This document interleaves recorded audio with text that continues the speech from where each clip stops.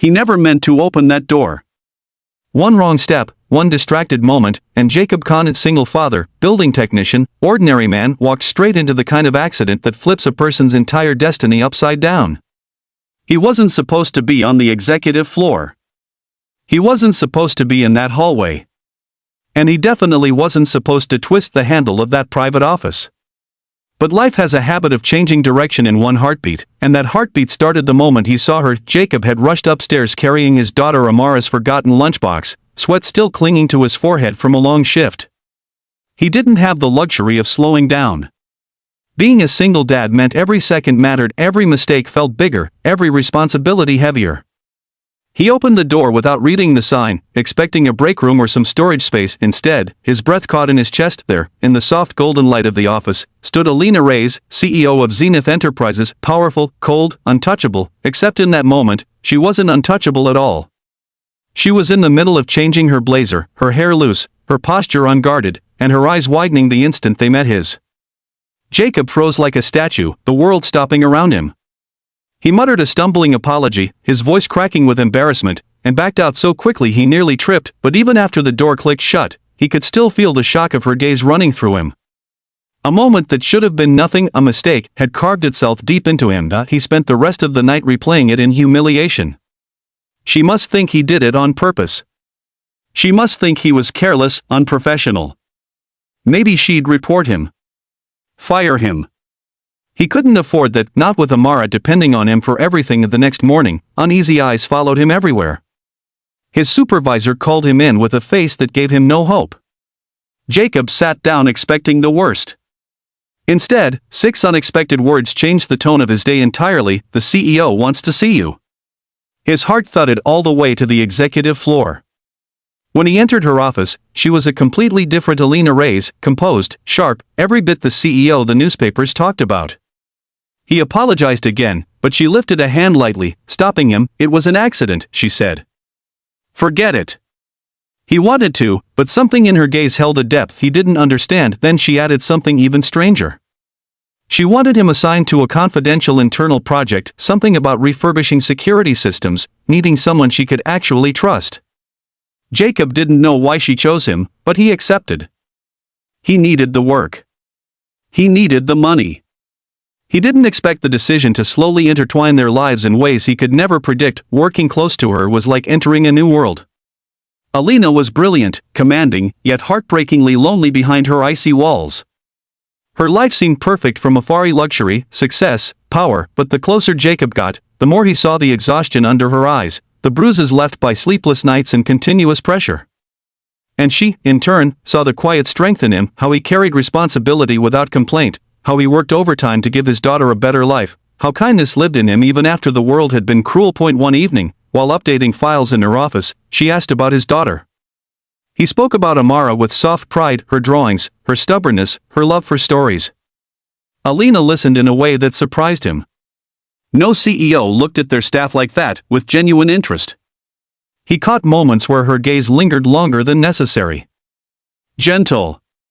Curious, but neither crossed the invisible line between them. Life, however, had its own plans. During a critical board meeting, as voices rose in heated arguments around her, Alina's face suddenly drained of color.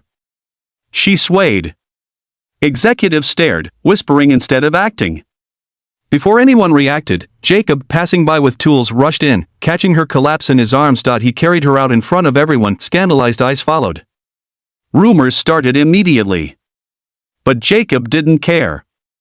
In the medical room, when the doctor said she'd been skipping meals, burning herself out, pushing her limits beyond human capacity, Jacob felt anger swell inside him, not at her, but at the weight the world forced her to carry alone. When she opened her eyes, she found him sitting beside her, worry etched deeply across his tired face. "Why are you here?" she whispered. His reply was quiet but full of truth. "Because someone should be." Those 5 words broke something inside her, something she'd held together too tightly for too long. From that day, they fell into a silent rhythm of care neither planned. He reminded her to eat. She sent snacks for Amara. He brought her tea during long nights. She left encouraging notes on his workstation. Their connection deepened like roots growing underground, slow, strong, unseen but impossible to ignore. But the world noticed. Whispers turned into accusations. Some board members claimed Jacob was manipulating the CEO for personal gain. HR summoned him, warning him to keep boundaries. Jacob prepared to resign, not wanting to trouble her, but Alina didn't let that happen. She stormed into the meeting room, freezing senior executives with a gaze sharp enough to cut steel. "You will not speak against a man who has proven more loyalty than half the people at this table," she said coldly. "If he leaves, it will be because I fired all of you first." For a moment, the entire building understood that the CEO wasn't protecting an employee, she was protecting something much more fragile. After the confrontation, Jacob approached her quietly. "I never wanted to make your life harder," he said. "You didn't," she replied softly. "You made it less empty." His heart ached at her honesty, but the biggest shift came when Amara visited the office unexpectedly, crying after being bullied at school for being from a broken family. Jacob tried to comfort her, but her small shoulders shook with hurt. Alina walked in mid-scene. Instead of awkwardness, she instantly knelt beside the child. "Listen to me," she said gently. "Your father works harder than most people I know. He's strong. He's brave. And you're his whole world. That makes your family perfect." Amara hugged her. Jacob watched, stunned. In that moment, he saw a version of Alina that the world never got to see, warm, nurturing, full of quiet love she didn't know how to express. That moment sealed everything between them quietly, beautifully, and so, their lives continued weaving together. She invited Jacob and Amara to a charity gala. Jacob fixed a shelf in her office. She sent Amara birthday gifts.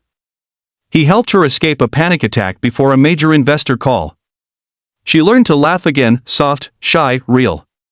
He learned to breathe again, slow, peaceful, hopeful. Of feelings blossomed, unspoken but louder each day. Finally, one late evening on the rooftop, with city lights glowing like scattered stars, Alina confessed in a trembling voice, "Ever since that day you opened the wrong door, I've felt something I tried to bury. Something I didn't think I deserved." Jacob's chest tightened. "I feel it too," he admitted. "But I don't ever want to hurt you." She stepped closer. "You won't." The air between them felt charged with fate itself. No dramatic kiss. No grand declaration. Just two broken hearts recognizing each other in the quiet. A beginning softened by honesty, strengthened by pain, bound by mutual healing. The accident that started everything became the doorway to a new life neither knew they needed. Jacob found a partner he never expected. Alina found a home she never had. And Amara found a family bigger and stronger than she ever imagined, and nothing was ever the same again.